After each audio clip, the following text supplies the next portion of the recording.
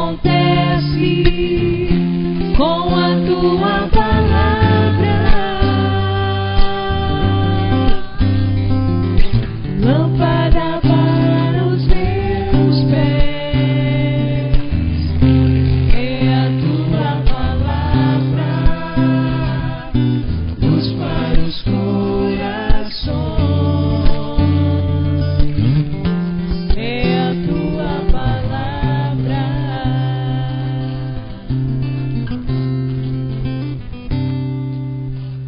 O Senhor esteja convosco. Ele está no meio de nós. Proclamação do Evangelho de Jesus Cristo, segundo Lucas. Glória a vós, Senhor.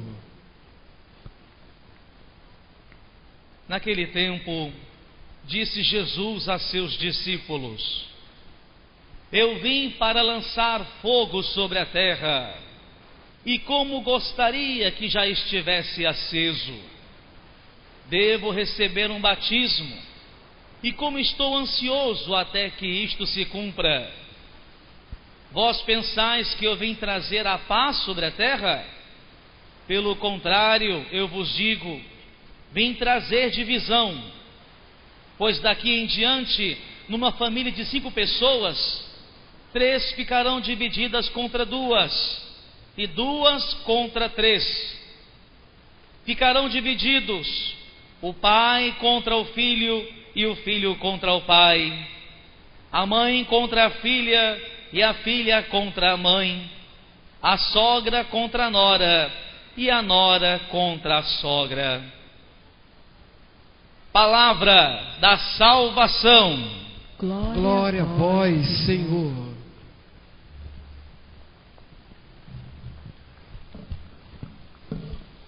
Podemos sentar.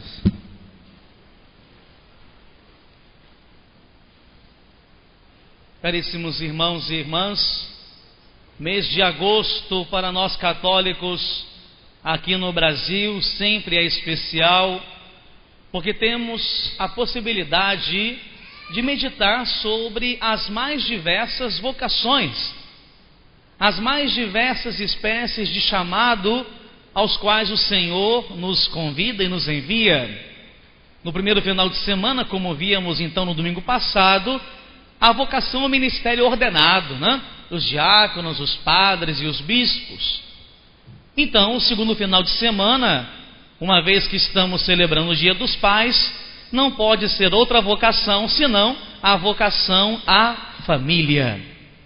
E por isso então que em comunhão com toda a igreja no Brasil, iniciamos a Semana Nacional da Família, e ouso dizer que depois da novena de Natal, lá no final do ano, é a segunda oportunidade mais bonita para evangelizarmos as pessoas afastadas.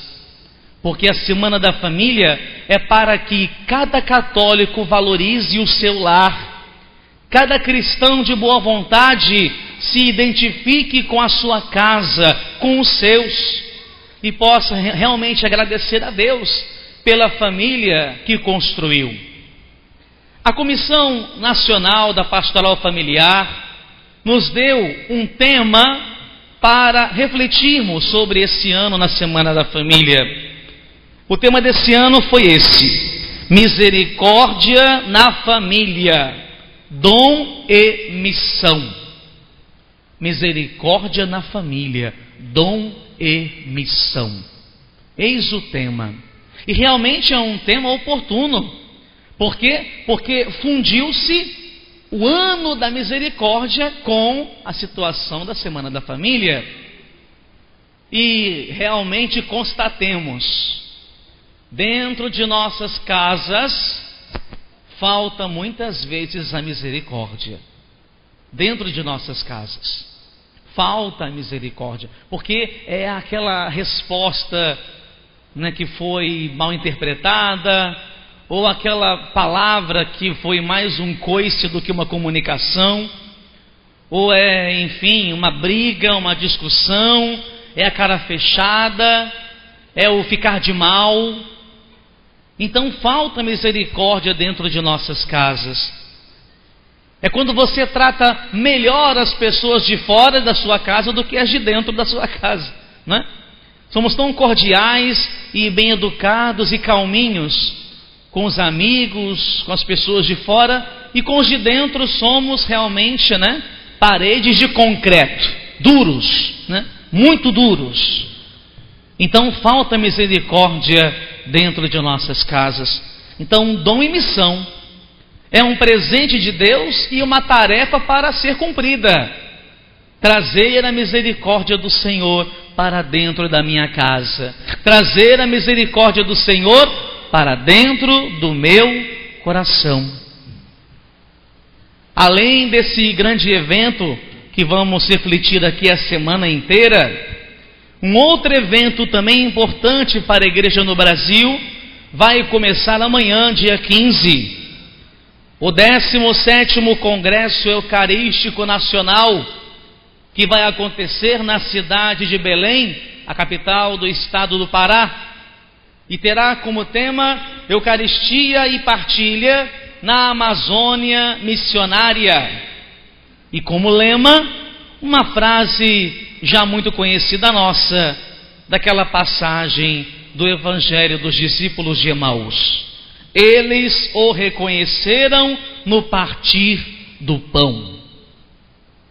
Então quis a divina providência que esses dois grandes eventos acontecessem na mesma semana, o Congresso Eucarístico Nacional e a Semana da Família. E aí fiquei pensando, é só uma mera coincidência? Não, é a divina providência, é um toque de Deus, para que ao longo da semana possamos vislumbrar as duas maiores prioridades de nossa vida: Deus e a família. Deus e a família devem ser os meus dois maiores amores, os meus dois maiores tesouros, minhas duas maiores prioridades. Porque no Congresso Eucarístico é justamente visto isso: a centralidade de Jesus na vida da igreja, a centralidade de Jesus nos nossos grupos pastorais e movimentos. Sem Jesus como nosso grande referencial, como grande centro da nossa vida, então nada vai dar certo. E, consequentemente, se eu não valorizar a minha casa, se eu não santificar o meu lar, então como serei feliz? Como alcançarei o bem-estar da parte do Senhor? Então, Jesus na Eucaristia e a minha família. Terei esses dois tesouros para rezar bastante nessa semana que se inicia hoje. Mas aí eu fiquei também depois olhando as leituras, especialmente o Santo Evangelho, e eu fiquei pensando, o que aconteceu com esse Evangelho de hoje? Porque estamos falando de Dia dos Pais, família reunida, Semana da Família, Jesus que é união para todo mundo, tal. Mas aí Jesus no Evangelho desse capítulo 12 de Lucas, ele vai dizer que veio lançar fogo sobre a terra. E ainda pergunta: vocês pensam que eu vim trazer a paz? Não, eu vim trazer a divisão. Numa família, 5 pessoas estarão lá, mas 2 ficarão contra 3, e 3 contra 2, o pai contra o filho contra o pai. Aí eu pensei, Jesus, o que esse Evangelho está fazendo no dia de hoje, né? Não, o Evangelho não está fora do contexto. Jesus não está se contradizendo de forma alguma. Para que nós entendamos essa passagem do Evangelho, pensemos pelo menos em 2 grandes homens do início do Novo Testamento: Simeão e João Batista. Sim, Simeão, aquele velho Simeão que estava lá no templo de Jerusalém quando Jesus era apenas um bebê recém-nascido. José e Maria levam o menino Jesus para o templo a fim de ser apresentado. E quando Simeão pega aquele bebê em seus braços, ele vai dizer: deixai agora vosso servo ir em paz, porque agora eu pude ver a tua salvação, Senhor. E depois ele vai dizer para Maria: este menino vai ser causa de queda e de elevação para muitos, ele será um sinal de contradição. E isso vai acontecer para que muitos corações sejam revelados. A profecia de Simeão iria acontecer. Não falou apenas da boca para fora. E São João Batista, quando estava no auge da sua popularidade na Galileia, a ponto das pessoas confundirem com o Messias, ele vai dizer bem claro: não, eu não sou o Messias. Aliás, eu nem sou digno de desatar a correia de suas sandálias. Eu apenas batizo com água. Mas depois de mim virá aquele que batizará no Espírito Santo e com o fogo. João Batista estava profetizando também a vinda de Jesus.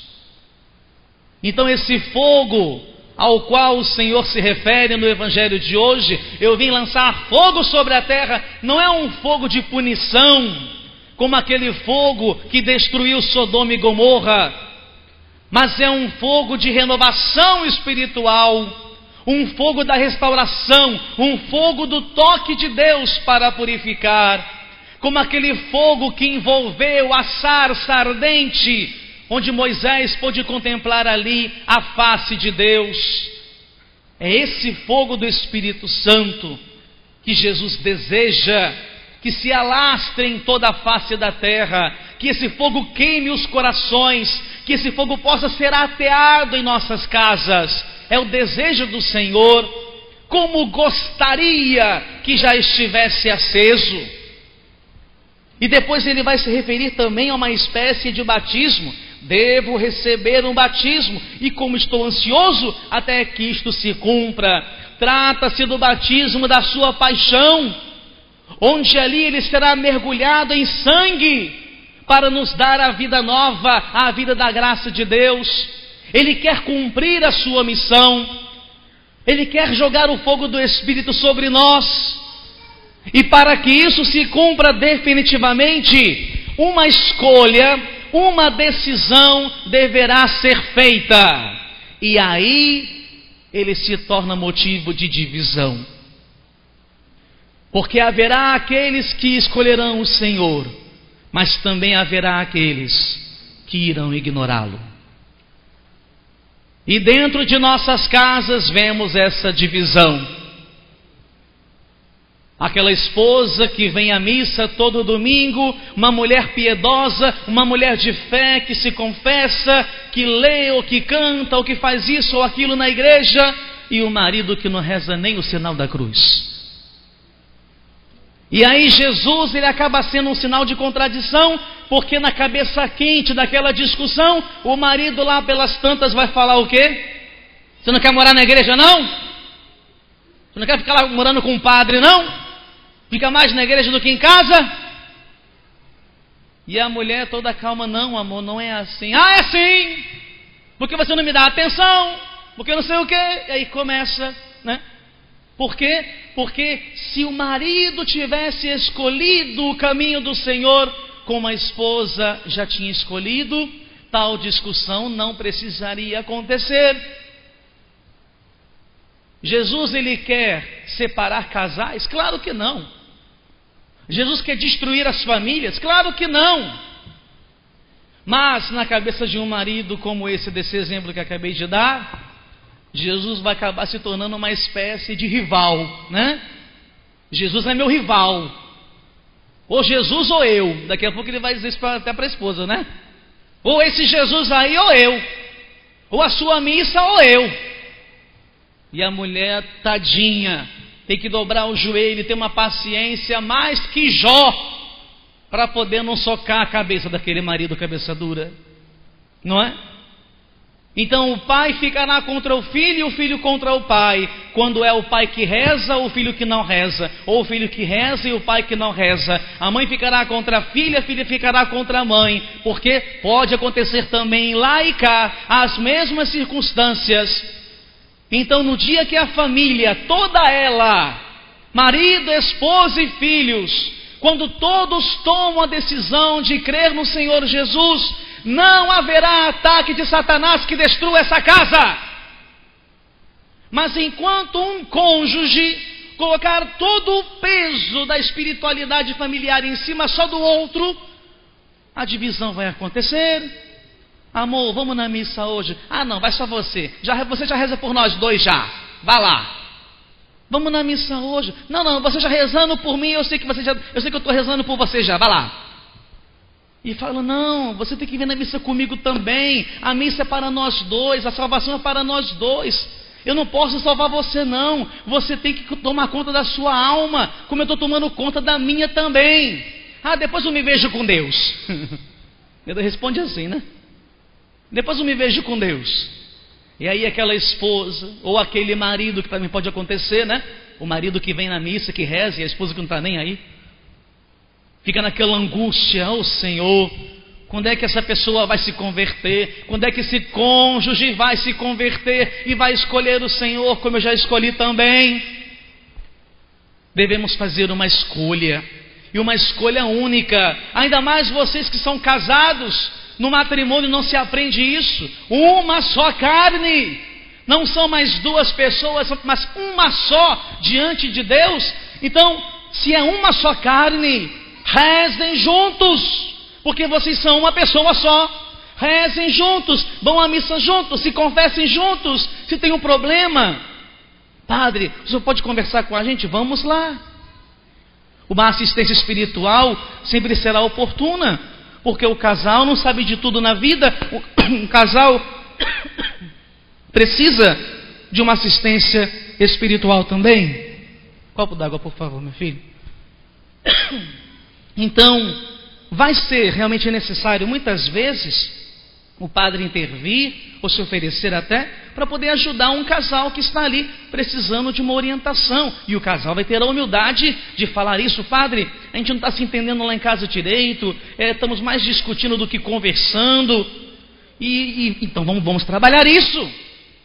Só não podemos achar que isso é normal, que isso tem que acontecer mesmo, e daqui a pouco você perde o casamento, perde a sua família, porque você não escolheu o mesmo que ela, não escolheu o mesmo que ele.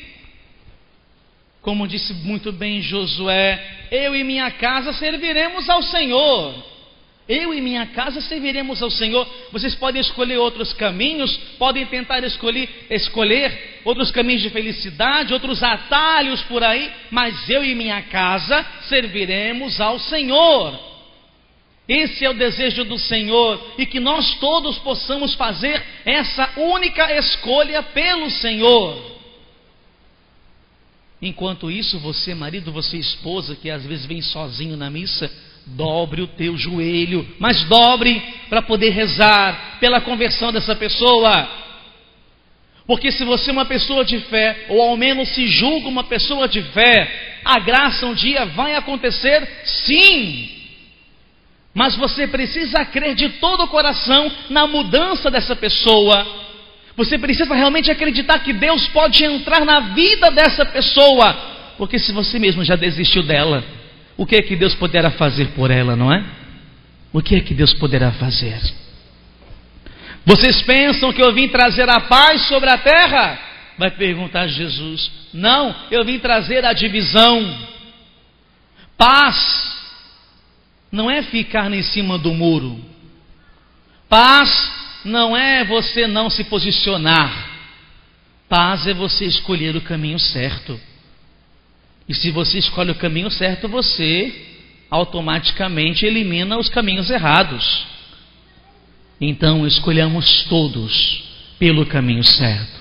Escolhamos todos.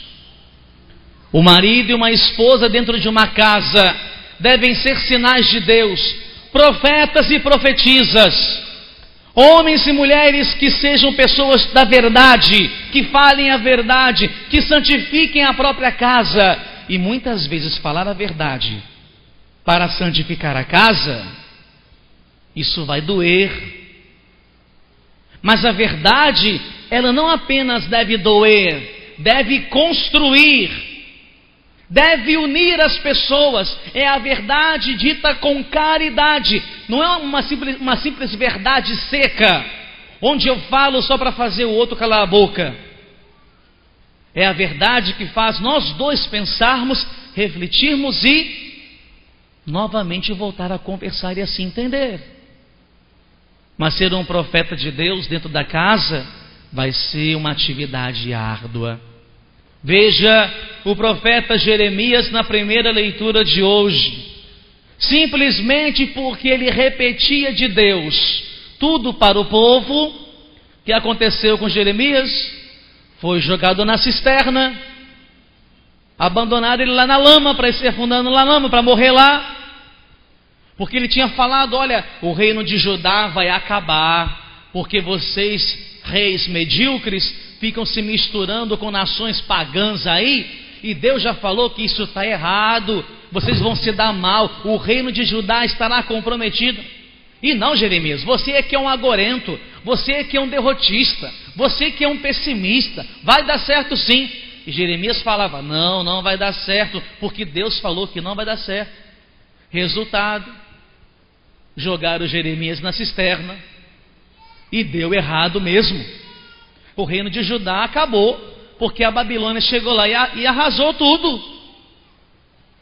E Deus ainda salvou Jeremias através do etíope Ebed-Meleque, porque Deus não vai deixar o seu profeta morrer injustamente, por causa da cabeça dura daqueles que não querem ouvir a voz de Deus. Quiseram tentar abafar a voz de Deus da boca de Jeremias. Olhemos hoje a nossa sociedade civil, que tenta abafar a voz da igreja, que tenta defender a família cristã, que tenta defender o bem maior da sociedade, que é a família. Já dizia São João Paulo II diversas vezes: o futuro da humanidade passa pela família.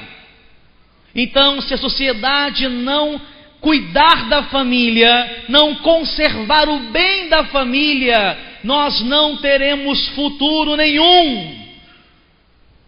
Então não abafe a voz de Deus na sua casa, não abafe a voz de Deus no seu casamento, não deixe que o mal prevaleça, porque o mal quer destruir as famílias. E por quê? Porque família é um projeto de Deus, foi Deus que construiu a família. E tudo que Deus constrói, o mal vai querer destruir. Então ele vai colocar diversas situações para fazer a sua família ser derrotada. Ele vai colocar o ciúme, ele vai colocar a inveja, ele vai colocar o vício do álcool, ele vai colocar a violência, ele vai colocar as drogas. Tudo que ele puder colocar para destruir a tua família, ele vai investir pesado. Quanto mais famílias destruídas, mais feliz Satanás ficará. E é por isso que temos que cuidar dela, cuidar de nossas famílias, amar as nossas famílias, ainda que elas deem mais tristeza do que alegria para você, mas não deixe de rezar por ela, porque é lá que Jesus está presente, é lá que você precisa encontrar-se com o Senhor.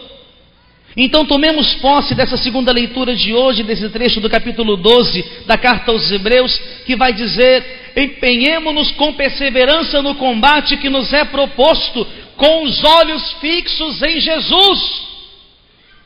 Corramos em direção a Ele, Ele está lá, vamos correr em direção a Ele, e quanto mais rápido melhor, porque vamos chegar imediatamente nele. Ele está lá. É como um corredor indo em direção à linha de chegada. Imagina que você é o Usain Bolt, né? Já que estamos nas Olimpíadas. Imagina que você é que nem o Usain Bolt. Você está correndo, e você é o cara mais rápido do mundo. Por quê? Porque você quer chegar o mais rápido lá na frente. E Jesus está lá na frente nos esperando. Jesus está na sua casa te esperando. Então não desanime. Como vai também dizer no finalzinho da segunda leitura: não vos deixeis abater pelo desânimo. Não vos deixeis abater pelo desânimo. Diga para quem está do seu lado: meu irmão, não fique desanimado. Minha irmã, não fique desanimada. Não desanima, criatura. Coragem, coragem.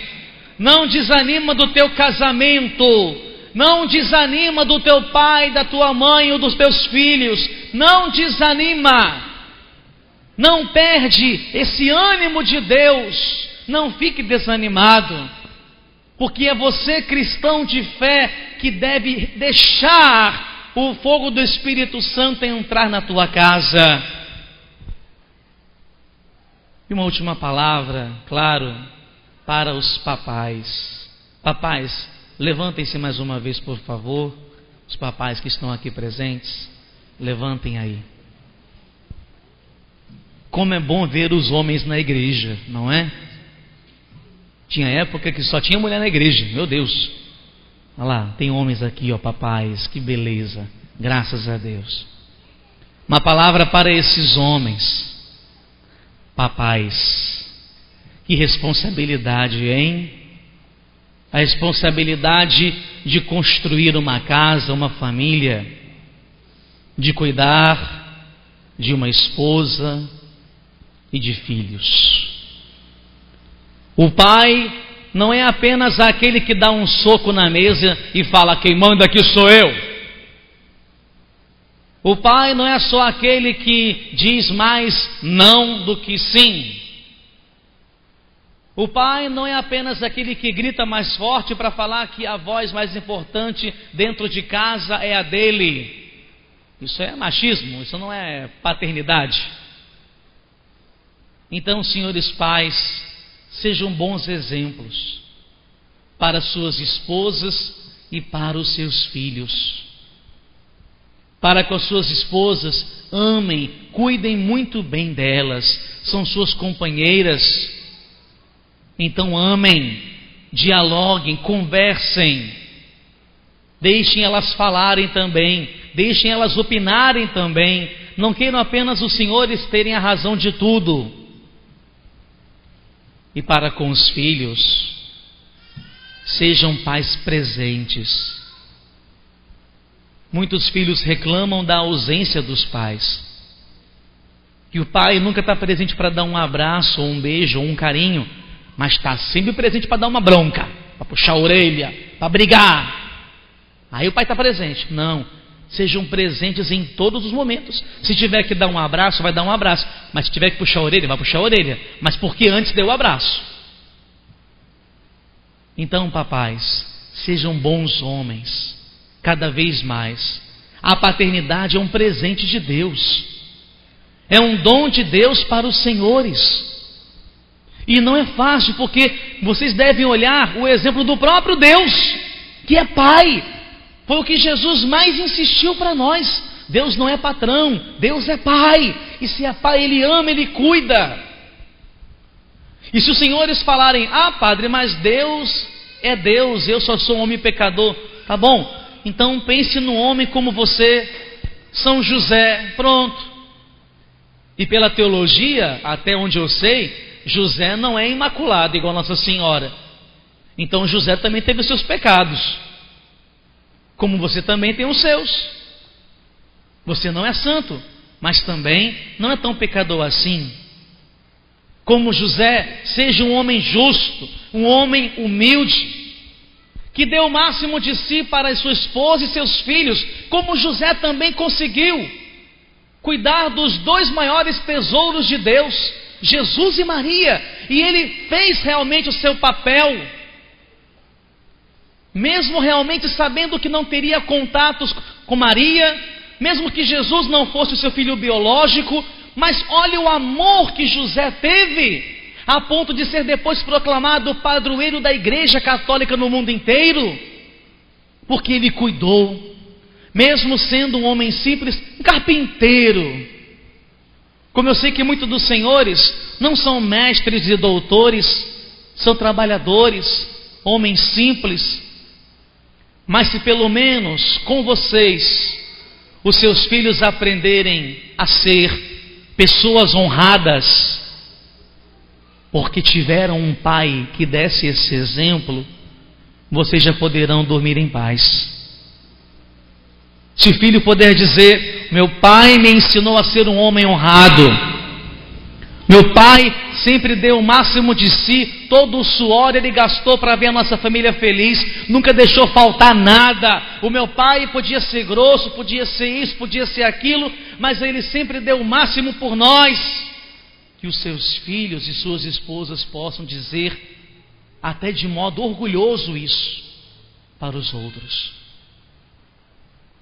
Parabéns então para vocês, papais. Parabéns. Parabéns pelo sim que vocês deram para o matrimônio, o sim para os seus filhos. Nessa hora eu lembro até do falecido do papai, que mamãe me disse que quando descobriu que estava grávida de mim, foi lá em um finalzinho de 85, a situação econômica no Brasil não estava nada favorável, já tinha minha irmã com quase 8 anos já estava, portanto, faltando dinheiro para alimentar 3 bocas, imagina mais uma que iria chegar. Foi quando o papai falou, não, onde come 3, come 4, deixa essa criança vir. E ainda bem que papai gritou assim com mamãe, porque senão eu não estaria aqui hoje. Então, onde come 3, come 4, então a graça de Deus vai acontecer. A graça de Deus vai acontecer. Não pense que vocês pais serão os salvadores da família. Mas se vocês confiarem em Deus, se vocês se deixarem conduzir pelo Senhor, os filhos de vocês e suas esposas verão a imagem de Deus na liderança doméstica de vocês. Parabéns. Deus abençoe. Feliz Dia dos Pais. Uma salva de palmas para esses homens. Mais forte. Mais forte.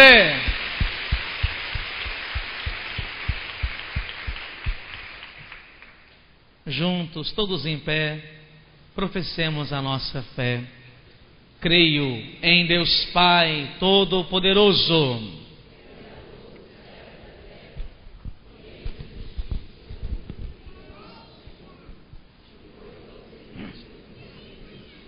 ela engoliu uma saliva.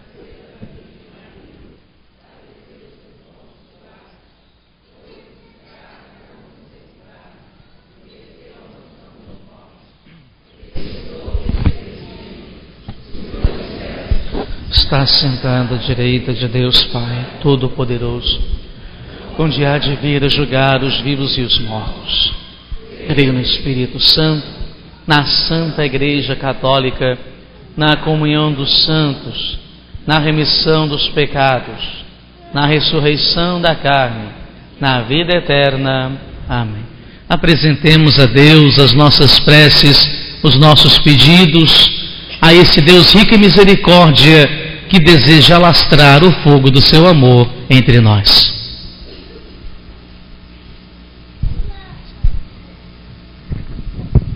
Tende compaixão de nós, Senhor. Tende compaixão de nós, Senhor. Por todas as igrejas particulares